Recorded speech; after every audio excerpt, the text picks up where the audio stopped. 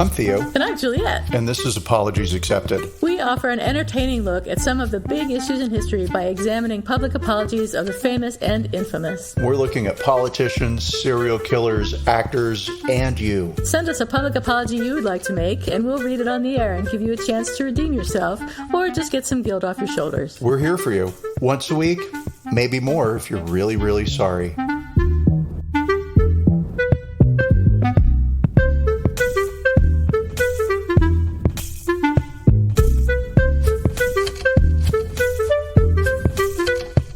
Hi, everybody. This is Apologies Accepted. The podcast. Hi. We have a segment called Apologies Expected, which we'll be getting to at the end of this episode. But this is actually Apologies Accepted, the podcast. And I am not Theo, as always. And I am not Juliet, ever. Ever. I was going to say today, and it's like, no, it's not ever. Not today, not tomorrow, not tomorrow. Not ever. Not at Christmas time, not any time of the year. And what's shaking bacon, speaking of time of the year? Speaking of time. So it's, as we record this, is just before Christmas, but we're going to be releasing it after Christmas. So listeners, we apologize. There's going to be a little bit of Christmas stuff in here, and the season's over by the time you hear this. So you're going to be like, shut up about Christmas. But so I was hanging lights outside of the house. Aww. I know. They all fell down in the middle of the night. So I have to go and rehang all the lights that I hung. And the ladder and the sticky tape and the Velcro and the nail gun and whatever cement glue I can find. So, okay, great. But I was listening to a podcast, the Art Bell, the re-release of old shows. Yeah, I listen to that all the time. Yeah, fucking love it. And so the one that I listened to was from 1996.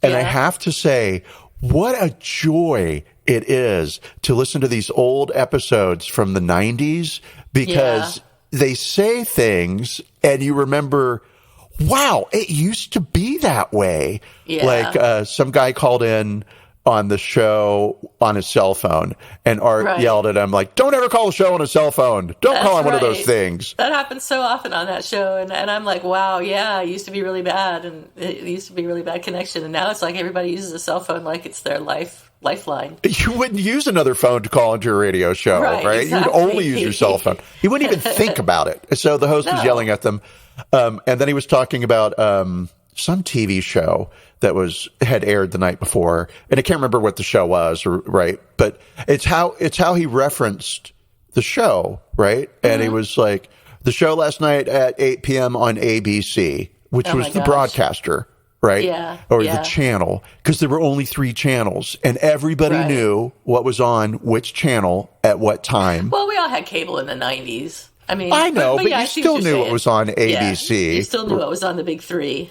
networks, right? Even just that reference, the big 3. Yeah, it's like, wow, it used to be that way. Now, if somebody said last night at 8 p.m. on ABC, nobody would ever say that, ABC? Because there wouldn't be an expectation you would know exactly. What the fuck is that? And so, just a joy, just a sheer joy, and that's what I will do for the rest of the day, is listen to Art Bell shows from the 80s. It is a joy. It really is. Other than that, I got a great gift in the mail from a certain Juliet and Brent. Yes. I love the olive oil dishes. They're beautiful. The minute I opened it up, I was like, I wonder who this is from. Oh, this is going to be from Juliet. This shit's from Juliet. Just had you all over it. And the olive oil is gorgeous. It's a local farm that is near where I used to keep my horse up in Petaluma, and it's near where the lavender farm was I went to in the fall. And I don't know the owners or anything, but I know the area, and I'll probably end up going there now in the summer just to check it out. But I've not actually been to that olive oil farm, but I know the area really well. So I wanted to send you something from home, so to speak, from California. Aw. Well, produced a beautiful night for me last night, because I was like, I have olive oil in dipping bowls. So now I have to have bread and cheese and 17 different kinds of expensive jam that I'm going to have to go to the grocery store and buy, because I have to have, it's got to be from France and squeezed out of a bee and all that kind of stuff. Right. Yeah. And I saw you had sausages too. That's pretty cool. And I made sausages because it was like well, you're going to have to eat some kind of protein. You can't just have bread and cheese, although I guess cheese is protein, but whatever. And so, yes, and I baked garlic. And I've got to say, and this is real deep Theo info here. My favorite smell in the world is roasted garlic. And my favorite thing in the world is bread and roasted garlic and cheese. And there's just no better night at all. Oh, good. I'm glad you had a good time. So I did. I had a wonderful night. And so thank you for that. It wasn't just a gift. You gave me that sounds bad. You gave me a great night. Expect nothing less. Oh, you champion, you. All right. So what about you? What's shaking, bacon?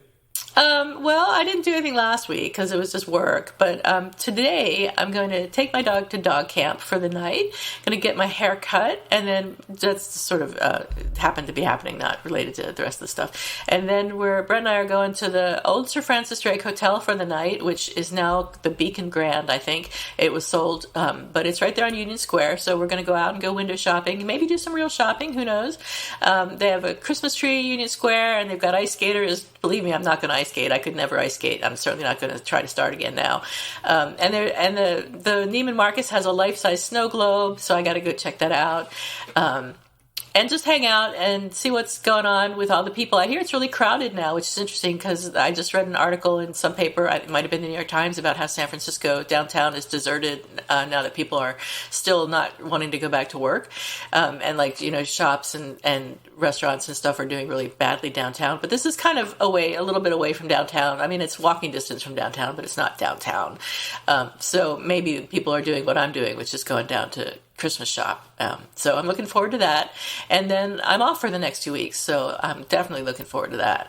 2 weeks? I know, isn't it great? My company's closed the week between Christmas and New Year's, and then I took next week off as a bonus to myself. So it's been so slow the last couple of weeks. I felt actually guilty about not having more to do.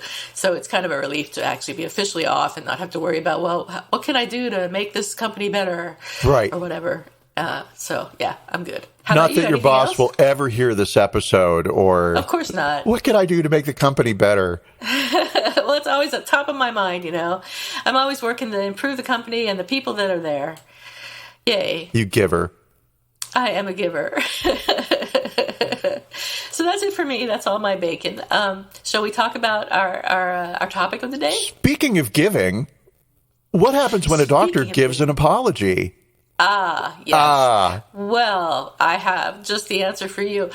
First, I want to mention, and we will put these, I hope, I'll send them to you, Theo, and you can put them in the show notes. There are 3 articles that I won't read out the names and titles and authors of now, but 3 articles that I sort of depended on heavily for this episode. So they're great articles, and if you're interested at all, you should read them. They're very interesting. But we're talking today about apologies in medical malpractice. Medical errors affect at least 1 in 20 patients, although the estimates have gone as high as to say that medical error is the 3rd leading cause of death in the United States, which to me seems ridiculous. I mean, if 1 in every 3 people were dying of medical errors, I think we would know about it. But they are serious and they can be fatal. And in the past, even the recent past, doctors generally respond to medical errors with what's called a deny and defend approach, mostly because they're afraid of being sued.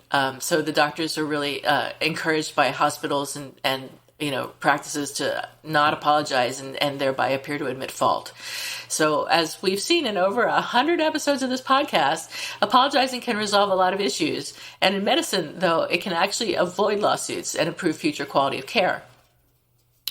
So when patients are harmed by medical errors, most physicians actually want to apologize to patients. And of course, medical ethical arguments support disclosure of errors. For example, consideration for patient autonomy suggests that patients have a right to make their own healthcare decisions, which requires knowledge of events which have affected their health. Knowledge of a harmful error could help patients avoid related future injury and improve their health. In practice, however, physicians typically do not disclose harmful error to patients. In a survey of U.S. physicians published in 2007, 95% of the responding physicians indicated that they felt obligated to tell patients about such a mistake. However, only 41% of respondents reported that they had actually disclosed minor harmful errors to their patients, and only 5% reported that they had disclosed major errors, which is really low. And of course, one reason for this is, and I think the primary reason for this is the desire to avoid malpractice lawsuits, and understandably, as that could ruin your career and your life if you're a physician.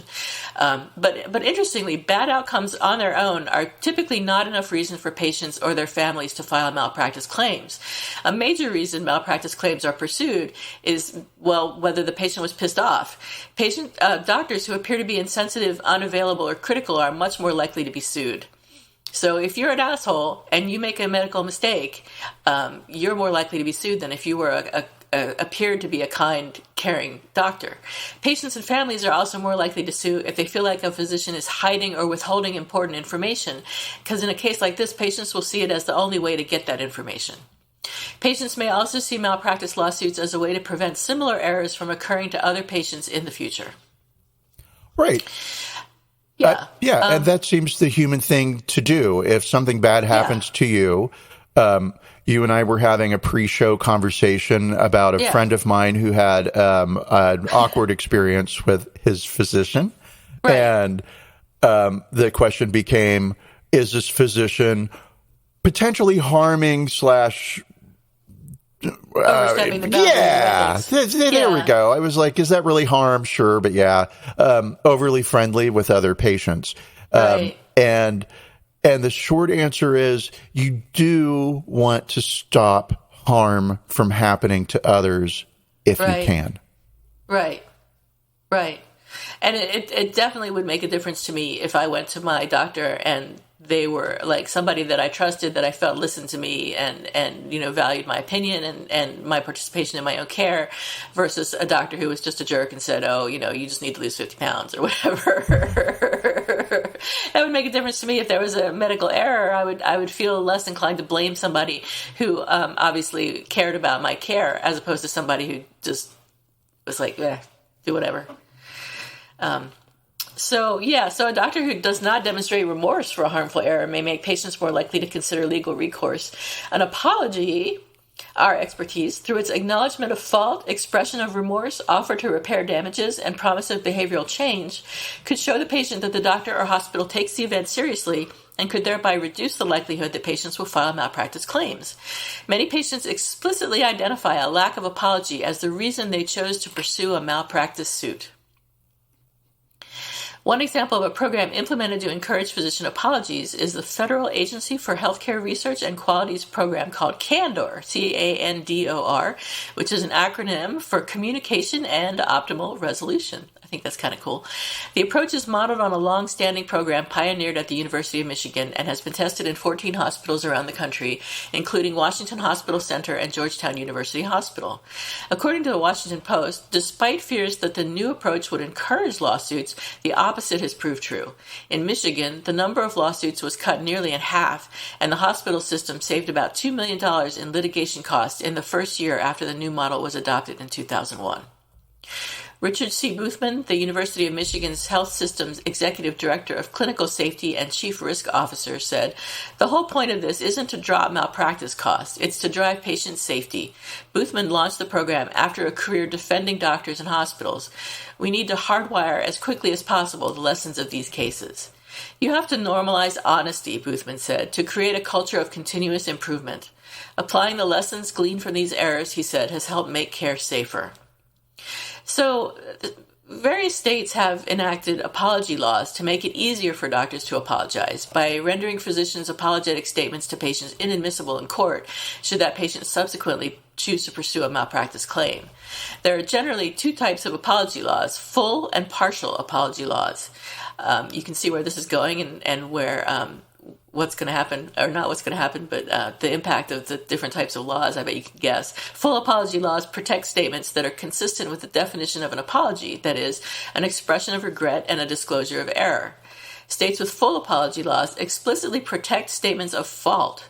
Partial apology laws protect expressions of regret only, without any protection given to error disclosure. The majority of states protect sympathetic statements, but do not protect expressions of fault explicitly. So as no one familiar with this podcast will be surprised to hear, partial apologies have been studied and shown to be less effective than full apologies. Compared with full apologies, partial apologies are less likely to reduce anger, prompt forgiveness, or repair a damaged relationship. People who give full apologies versus those who give partial apologies are viewed generally as more moral and more likely to be careful in the future. Patients who know that harmful errors have occurred but have not received a full apology are considerably more likely to be angry, to change physicians, and to pursue litigation, even if they have received a partial apology. In certain cases, partial apologies may result in worse outcomes than no apology at all.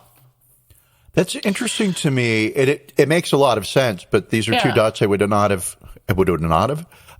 have connected, which is this thing of a full apology / admission, air quotes around admission of a guilt, but a full apology tells the person receiving the apology that you're a moral person and therefore you are more likely to actually follow through and improve for the future. Makes all the sense in the world. Mm-hmm. Because you're not just interested in money. The patients think that you're interested in them and you're interested in patient care and that you are going to make sure that it doesn't happen again, whatever did happen. And they don't want to punish people who are going to make that kind of effort and who are actually caring, as opposed to people who just partially apologize and say, well, I'm sorry that happened to you. That's kind of definitely even worse than not even bothering to apologize at all. Right. So it feels to me so far, given my numerous law degrees, that this law is designed to allow humans to be human. Right. And not so much forgive for errors, but allow people to express that human emotion of, I am so sorry and filled with regret for the situation that you're in and or my own actions which brought you here. Right. Which is great. It is great. So I'm sure we'll eventually get to where it's not great. But right now it's like, awesome. Right. So full apology laws actually are currently much fewer in number. I think 30 states have apology laws and 10 states have full apology laws protecting the full apology, including the, I don't want to say admission of guilt, but it kind of is the admission of guilt.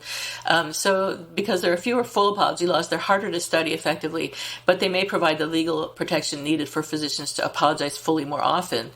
And this past year, which is sort of what spurred me to bring this topic up for a topic of conversation as an episode at all. This past year, California state legislature expanded their partial apology law. So under the new law, previously protected statements of benevolence and statements, quote, suggesting, reflecting, or accepting fault relating to the pain, suffering, or death of a person or to an adverse patient safety event or unexpected healthcare outcome are not admissible in any civil, administrative, regulatory, licensing, or disciplinary board, agent, or body action or proceeding, and shall not be used or admitted in relation to any sanction, penalty, or other liability as evidence of an admission of liability or for any other purpose, which is very broad, I think, but probably good, and we'll get to that when we rate the law, which we're going to do as opposed to rating the apology. So yeah, that's where we are in the country and in the state of California. There's a new law which is going to allow physicians in California to apologize for and to say, I'm sorry that this happened, and I'm sorry that I did this, or however they choose to phrase it. They're going to be allowed to do it without it being held against them in court. Which I think is great. Anybody that's ever been in an unfortunate situation where doctors have had to console you or express sympathy will appreciate that those moments are intense and personal, and any expression of sympathy and or sorrow feels like a gift when it comes from a doctor. Yeah, exactly. Yeah, absolutely. And especially because that they probably go through this, every day, yet they're finding it in their hearts to be honest and open and caring with you, despite the fact that it's something that they may have to go through quite frequently. Right. So, absolutely. Yay, healthcare workers. Totally yay, healthcare workers. And then, now the hypothetical is starting to write itself. But what if in that intense personal moment, the doctor says, I'm really sorry I left this staple gun inside your mom. And it shot a staple into her heart and killed her. Well, I mean, that's exactly. So we'll get to rate the apology, but why don't we do it now? Because I wanted to talk about that a little bit. Okay. I think, so for the California law, which we'll rate the California law, I give it an 8 out of 10. Now, I don't give it a 10 out of 10. It is good for the patient, the physician, and the hospital or the organization to have an apology presented to them in a meaningful manner. But it's weird to have a physician apologize for an error and then not to be able to use that as evidence in court. So if the doctor said, I'm sorry, I severed your husband's spine and now he's a paraplegic, and then, 6 months later he's in court saying I never did that, that's weird. I don't know if that happens, but it seems like it might. So, okay, let's write on that example, right? Okay, so first off, I immediately gave it a 10 out of 10. And now that you're like 8 out of 10, I'm like, should I rethink it? Should I give it a 7? But I'm going to give it a 9.9 because I do take your point that it does allow for, it's the word I'm looking for, exculpatory. So it does allow for admission of guilt to not be used against you in a court of law. All right, great. So 9.9 officially from Theo. Your example. I would say it would really depend on why the severing happened, right? Did the physician sneeze mid? Right? Or was he busy gossiping with somebody or does he not know what a spine looks like? Should he not have been doing the spine or should he not have been performing the surgery and maybe he's a dentist, right? Just go up, whatever. So not qualified to do the procedure would be one thing. And so I think here's where, and again, mind you, I have numerous law degrees, but I think gross negligence is provable without an admission of guilt. Yeah. Right. So I'm sorry I severed. Why do we have to go here? I'm sorry I severed your husband's spinal cord. My bad. Right. That's going to get you sued. But that, and sure, your admission of guilt doesn't count against you under the law. And so I'll still say that I think the law is beneficial because it allows the surgeon to make that admission of guilt. And even though it can't be used in a court of law, well, the hospital's aware of it now. Right. So, well, I guess the hope is that this apology is going to be enough for the patient's family that they're not going to sue him, period. Or, they're going to settle in court that they'll move or that they'll move to settlement because that's really more what it is. Because in these laws, it allows for the surgeon or, I don't know, the dentist and nurse, nurse even, right? The LVN, or what are they called now? CNA, Certified Nursing Assistants. Yeah. Any healthcare professional, Theo, it doesn't matter. You don't have to name them all. I lost my point because I got real excited about why LVNs became CNAs. You're talking about severing someone's spine. The spinal cord, right. Not going to court, but settling. Yes, right. And so in those admissions, thank you for remembering what I was talking about because I completely had forgotten. It does allow for reparation, right? I'm sorry I severed your husband's spinal cord. This was my fault. And we are going to make sure that we cover all costs associated with this, and you'll never have to spend a dime because this was our mistake, right? Right. And I don't know if the surgeon can then offer gifts of money, but that's what it is. It's money, right? Like the services, the wheelchair or the special bed or all the future tests, right? All that comes at a cost that the family won't have to pay because this was done in error. Right. So, yeah. I mean, it avoids attorney costs, or prolonged attorney costs is what it does. Hopefully, yeah. I mean, I can also see as an example, like somebody saying, "Oh yeah, I cut off your daughter's hand by accident because I was drunk and I thought she was another patient."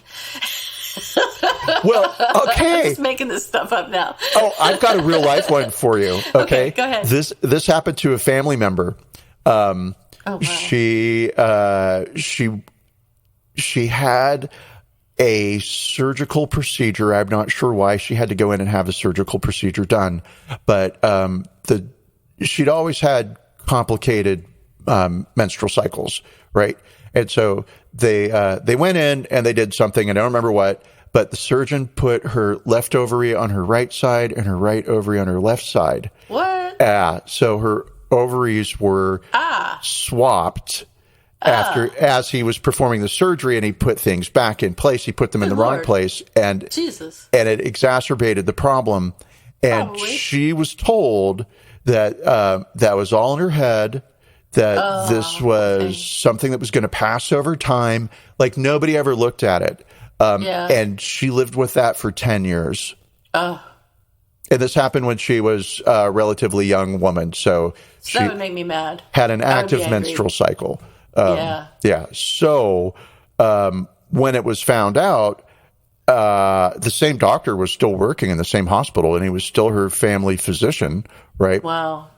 And this was found out due to another surgery in a different city in the same state, right? So she had a different doctor, and when the doctor was doing the surgery, it was like, Wow. I think this is weird, right? Yeah. And so that's how it all came out, and that's how it was all known. And because it's my family, my relative continued to see the doctor who put her ovaries in the wrong place for the rest of his career. Good Lord. Yes. Did he ever apologize? I don't think so, but I also never asked. I was so angry.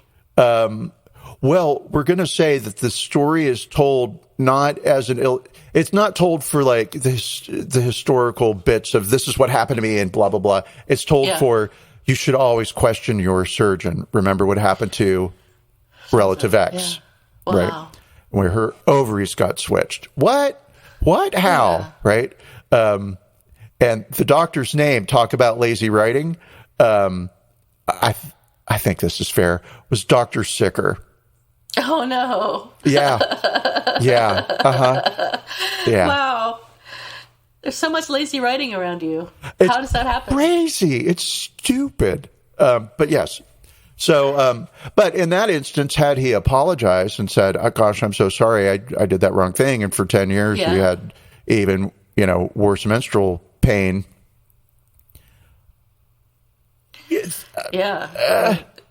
Right. But I think in that, okay, so I'll say if it was me and the apology came my way, I'd be like, you know what? It was an honest mistake.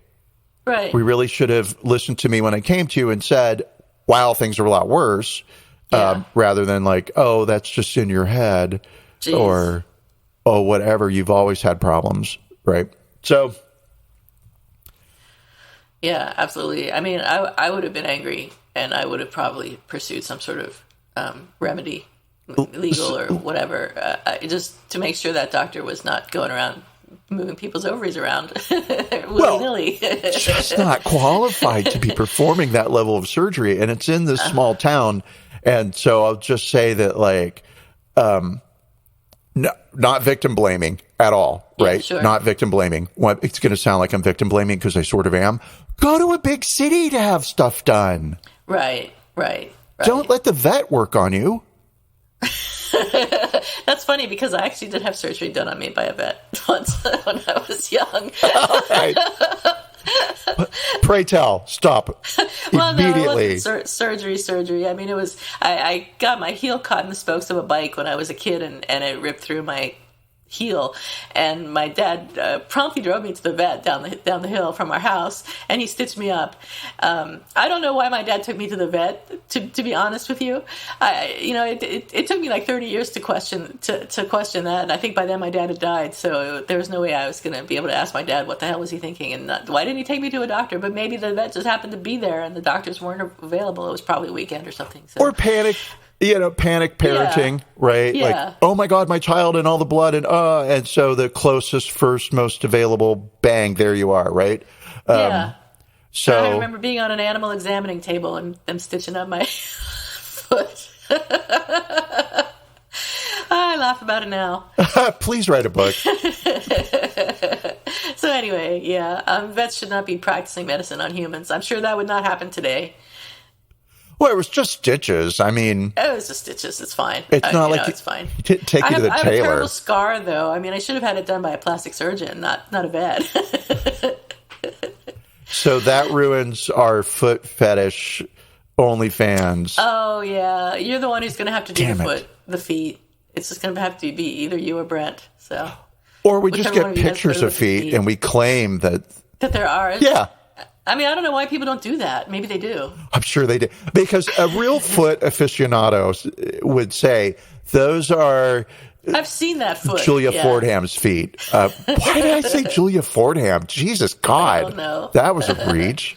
What I meant to say was Angelina Jolie. Oh, okay. I bet her feet would bring in good money.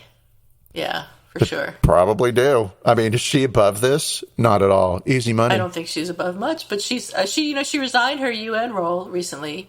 She was ambassador to something or other, or something like that. I forget what her role was, but she resigned recently. I think she had criticized the organization that she was working with, and I guess she resigned after that. But anyway, I think it's interesting that she was in that role in the first place. So.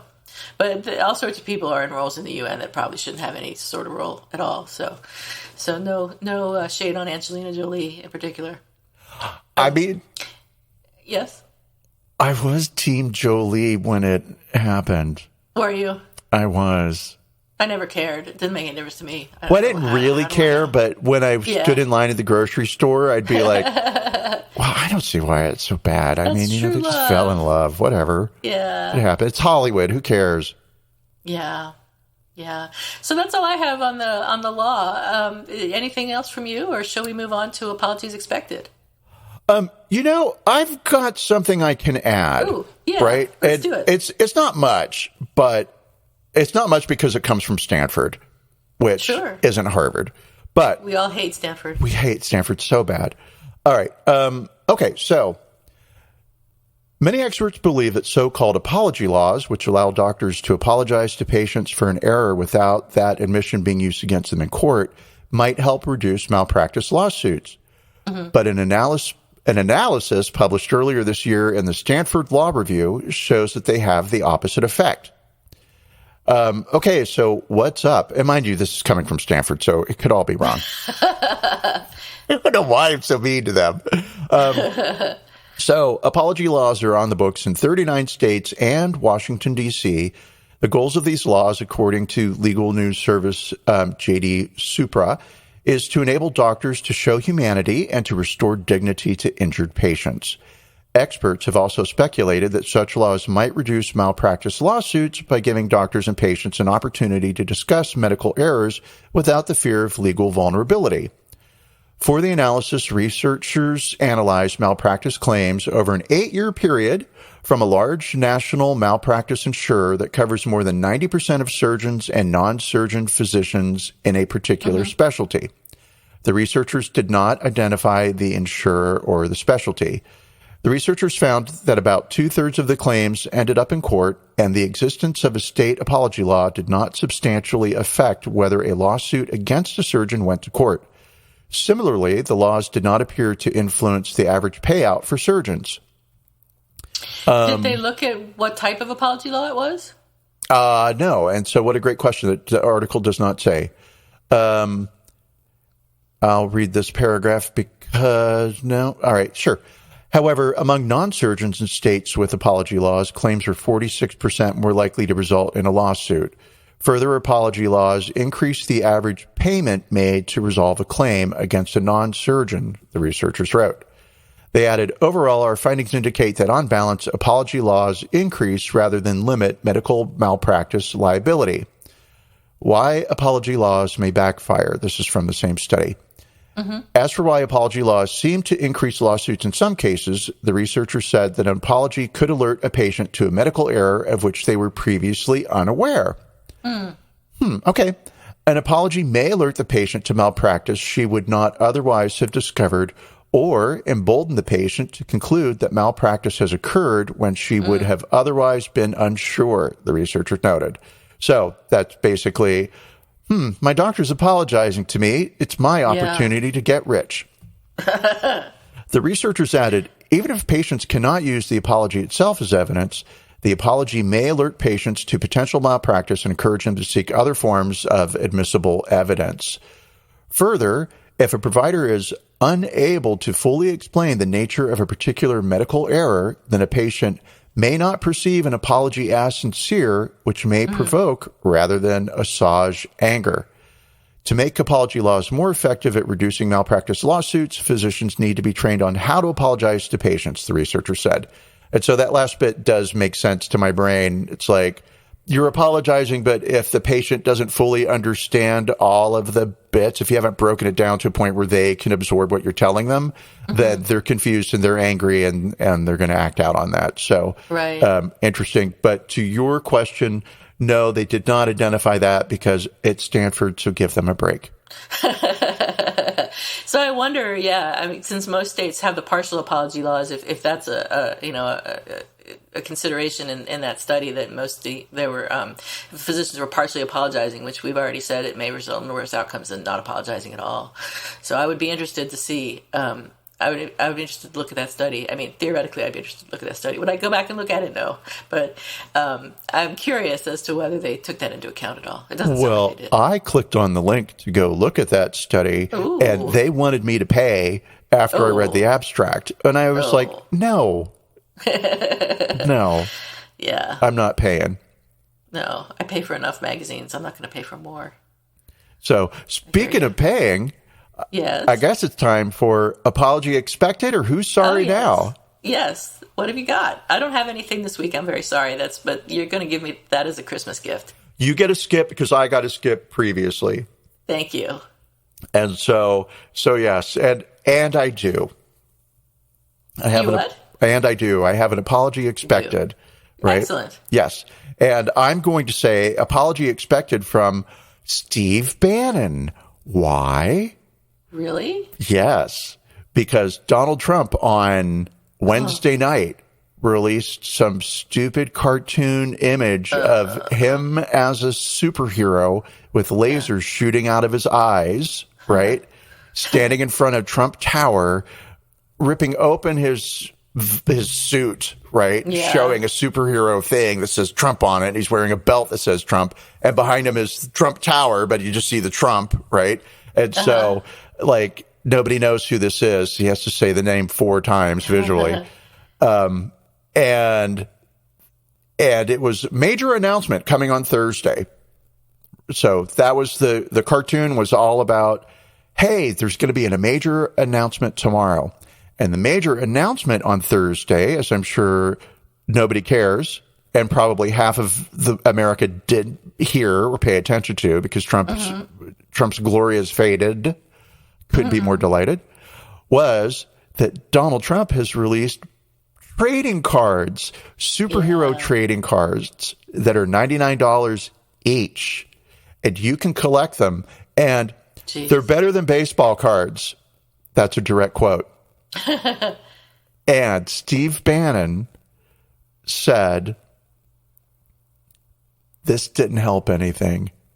And I can't believe I have been following this guy like this for this long. I'm paraphrasing. I don't remember exactly what he said. I did read a thing, right? So I expect a full-throated apology from Steve Bannon at in the near future. What do you think he's going to apologize for?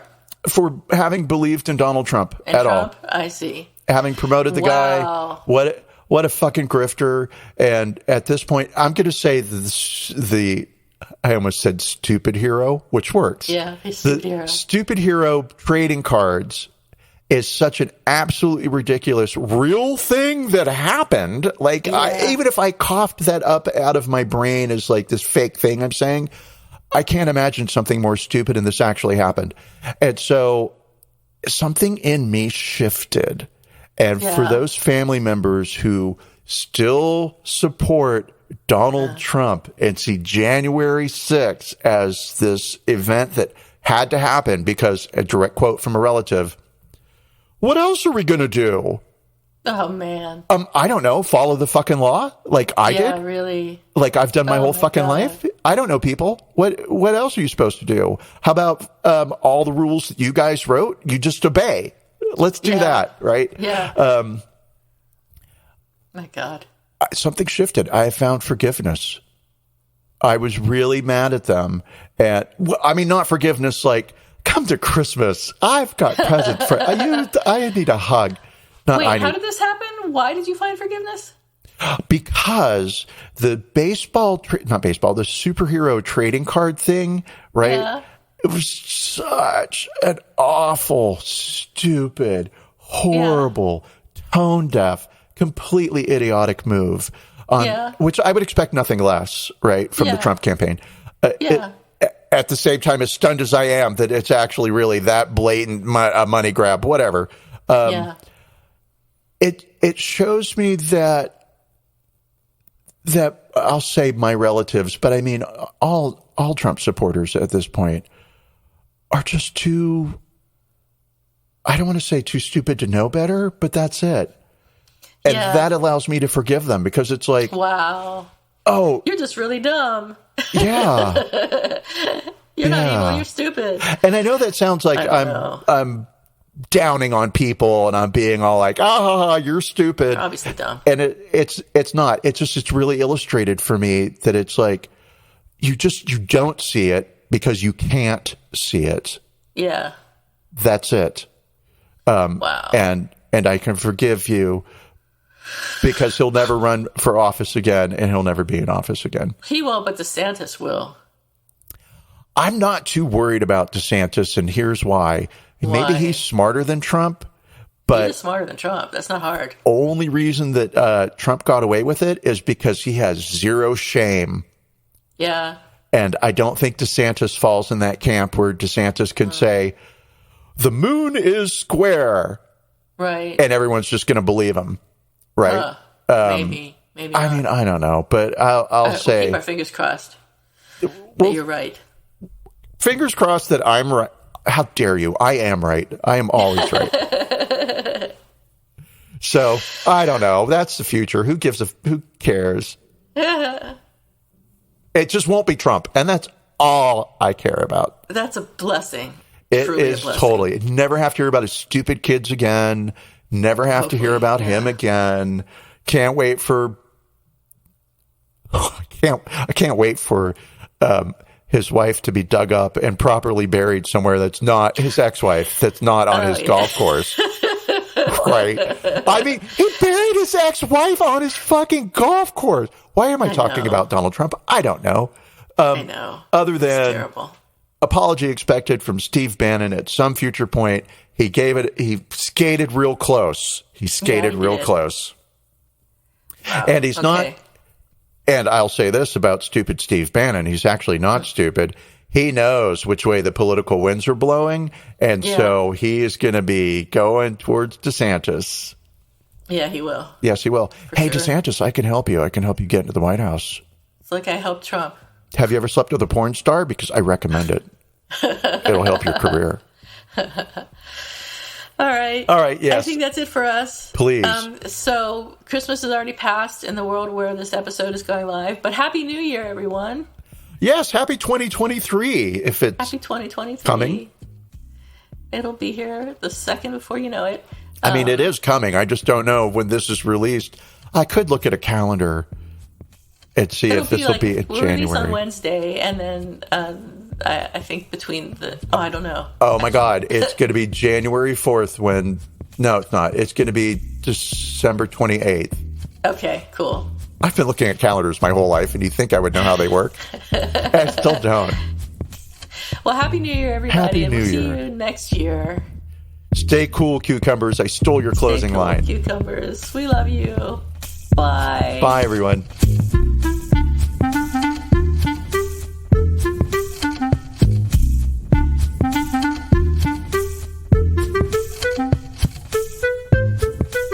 Thank you for listening to Apologies Accepted, the podcast. You can find links to the articles and the sources in the show notes. To submit an apology or find out more, visit us at apologiesaccepted.net, where you can also find our merchandise. We're on Twitter at Apologies Accepted. And on Instagram at apologies.accepted. You can support our important work at Patreon.com/Apologies Accepted. And fuck Facebook. Bye. Bye.